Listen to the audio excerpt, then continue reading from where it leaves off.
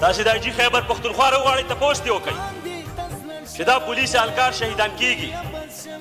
تاسې چې کوم دی څه میکانیزم لرئ که نه لرئ دې دپاره یو نوی میکانیزم جوړ کئ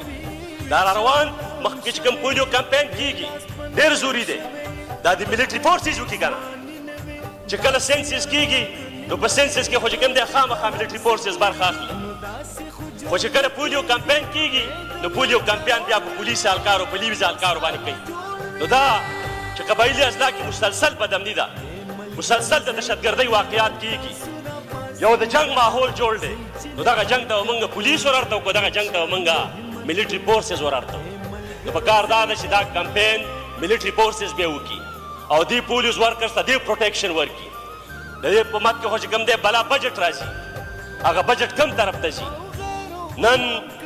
په لکي مروت کې او په باجوړ کې او په بنو کې پولیس اهلکارو لیویز اهلکارو د ډیوټۍ ورکول نه انکار کړی دی او په احتجاج باندې ناست دي او زه فلور اف د هاوس ویم چې موږ د دغو کلک حمایت کوو بطور یو سیاسي کارکون د عوامي نشل پارټۍ موږ د دغو د مطالباتو کلک حمایت کوو چې دا څه په دې خاوره کې روان دي زما پولیس محفوظ نه دی زما ولس محفوظ نه دی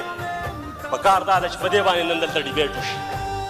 په کار دا ده چې په دې ډیبیټ وشي چې بدامني جوړه ولې ده بدامني ختمیږي ولې نه او بدامني شروع شوې څنګه وه چې دا تاسې کومه خبره کوئ نن ستا پارلمان یرغمال دی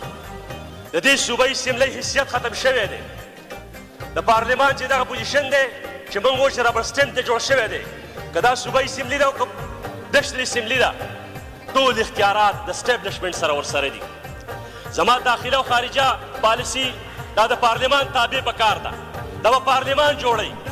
نو تاسې په خپل ایمان ووایئ چې نن داخله پالیسي او خارجه پالیسي پارلمان جوړوي که نه بل څوک یې جوړوي